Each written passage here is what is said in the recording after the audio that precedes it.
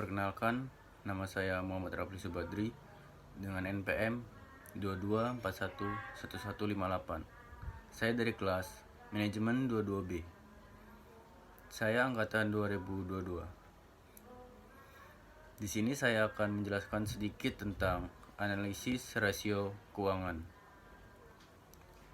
Analisis rasio keuangan ini memiliki yaitu jenis, tujuan, metode, dan contoh. Yang pertama, apakah kalian tahu apa sih itu analisis rasio keuangan? Analisis rasio keuangan adalah upaya yang dilakukan untuk mengukur keadaan keuangan dalam perusahaan atau bisnis. Bagaimana sih caranya? Cara menganalisis rasio keuangan yaitu dengan memanfaatkan data dari laporan keuangan untuk membuat perbandingan. Di bidang akuntansi, analisis keuangan biasanya dilakukan di akhir periode suatu perusahaan dalam 1 tahun. Analisis rasio keuangan ini umumnya dimanfaatkan untuk menentukan strategi pada perencanaan perusahaan atau bisnis di masa mendatang. Selain itu, kebutuhan internal, analisis rasio keuangan juga dapat dimanfaatkan sebagai cara dalam menunjukkan performa suatu perusahaan atau bisnis. Pada investor, melalui analisis tersebut, harapannya akan terlihat potensi kelayakan dalam mendapatkan investasi atau dana. Selanjutnya yaitu ada jenis-jenis rasio keuangan. Yang cara menganalisis rasio keuangan dapat ditentukan dari jenis yang ingin dilihat. Yang di bawah ini adalah beberapa jenis rasio keuangan. Yang pertama, rasio solvabilitas. Rasio ini digunakan untuk mengetahui efektivitas perusahaan dalam menggunakan aktiva atau kekayaan. Adapun cara menganalisis rasio keuangan dengan jenis ini sebagai berikut. Rasio utang. Cara menghitung rasio utang yaitu membagi jumlah utang dengan jumlah aktiva perusahaan atau bisnis. Perhitungan ini dapat memberikan informasi tentang besarnya aktiva atau suatu perusahaan atau bisnis untuk melihat beberapa besar jumlah aktiva yang dibiayai oleh utang. Semakin rendah persentasenya, maka semakin baik hasilnya. Berikut adalah rumusnya. Rasio utang sama dengan jumlah utang dibagi jumlah aktiva dikali 100%. Selanjutnya itu ada rasio utang dengan kependekan modal. Cara menganalisis rasio keuangan pada jenis ini yaitu membagi jumlah utang dengan jumlah modal. Semakin kecil persentase yang dihasilkan, maka semakin sehat keuangan suatu perusahaan atau bisnis. Hal tersebut berarti utang yang dimiliki tidak melebihi modal. Berikut rumus perhitungannya. Rasio utang sama dengan jumlah utang dibagi jumlah modal dikali 100%. Yang kedua yaitu ada rasio likuiditas. Rasio ini jenis perhitungan yang digunakan untuk melihat kemampuan likuiditas suatu perusahaan. Perhitungannya memperhatikan aktiva lancar dan utang lancar yang dimiliki. Berikut adalah beberapa jenis rasio likuiditas. Yaitu ada rasio lancar. Perhitungan rasio lancar yaitu membagi aktiva lancar dengan utang lancar. Persentase hasil dapat diberikan informasi tentang kemampuan perusahaan membayar kewajiban lancar dalam jangka waktu pendek. Berikut cara menganalisis rasio keuangan pada jenis ini.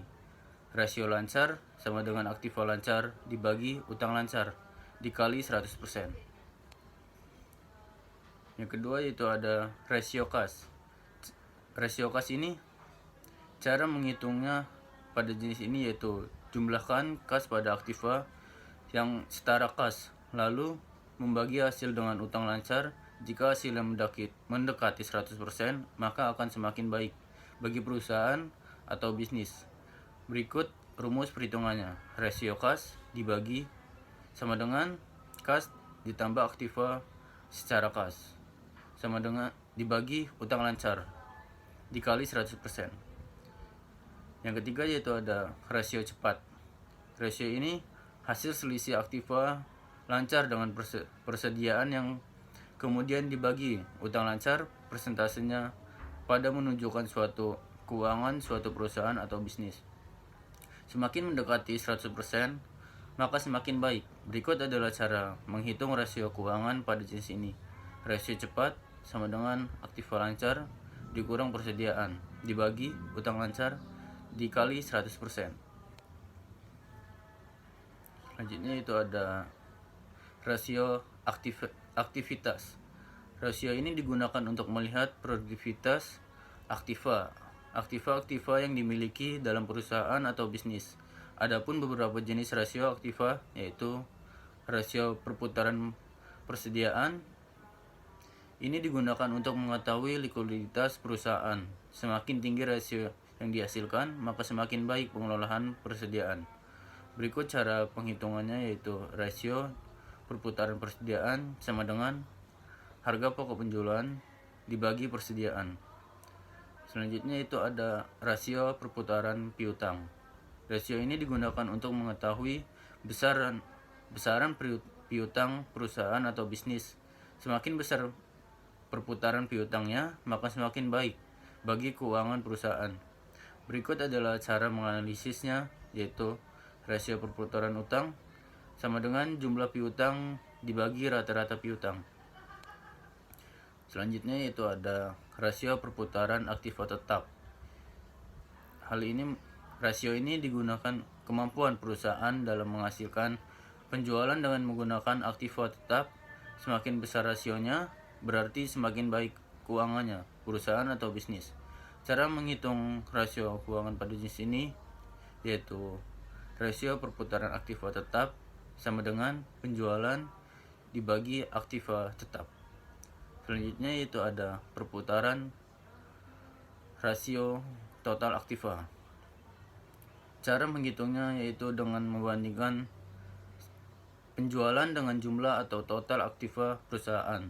Total aktiva terdiri dari aktiva lancar dan aktiva tetap. Semakin besar rasionya, maka semakin baik. Berikut caranya yaitu rasio perputaran aktiva. Total aktiva sama dengan penjumlahan dibagi jumlah aktiva. Selanjutnya yaitu ada rasio profitabilitas. Profitabilitas ini digunakan untuk menghitung laba suatu perusahaan atau bisnis.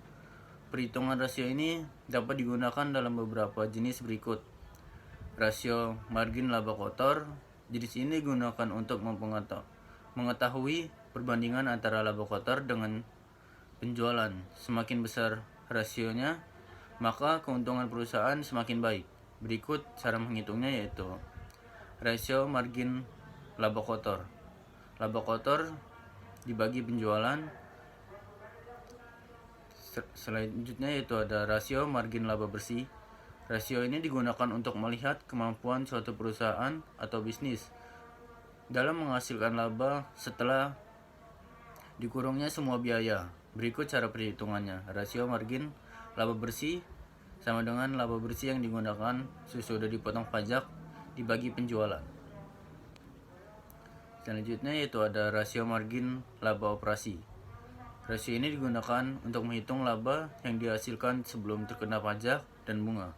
Berikut cara penghitungannya. Laba sebelum pajak dan laba bunga dikurang penjualan. Selanjutnya yaitu ada return on the investment atau ROI. ROI ini adalah rasio yang dimanfaatkan untuk mengetahui kemampuan perusahaan dalam menghasilkan laba terhadap total investasi. Cara perhitungannya yaitu rasio ROI sama dengan laba setelah dipotong pajak dibagi investasi. Selanjutnya yaitu ada return on asset atau ROA. Adalah rasio yang berisi informasi tentang besarnya aset perusahaan untuk menghasilkan keuntungan. Cara menghitung rasio keuntungan itu rasio ROA sama dengan laba sebelum pajak, dan bunga dibagi jumlah aset. Selanjutnya itu ada tujuan analisis rasio keuangan. Tujuannya ini yaitu membantu memberikan gambaran atau informasi keuangan pada berbagai pihak yang terlibat dalam perusahaan atau bisnis, termasuk juga para investor. Berikut adalah beberapa tujuan analisis keuangan.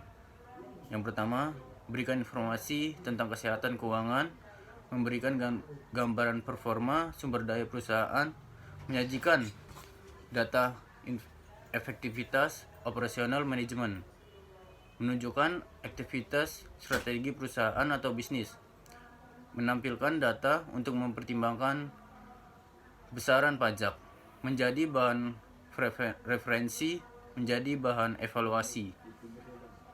Selanjutnya itu ada metode analisis rasio keuangan. Yang pertama, analisis time series and forecasting. Cara menganalisis rasio keuangan menggunakan metode ini yaitu membandingkan data keuangan pada periode tertentu. Perbandingan ini digunakan sebagai bahan proyeksi atau perkiraan kondisi suatu perusahaan di masa yang akan datang. Analisis time series ini, forecasting, memiliki beberapa poin yang harus diperhatikan karena berpengaruhnya terhadap perubahan struktur keuangan. Poin-poin tersebut diantaranya adalah peraturan pemerintah, perubahan potensi, akuisisi, dan perubahan teknologi. Poin-poin tersebut diantaranya adalah peraturan pemerintah, perubahan potensi, akuisisi, dan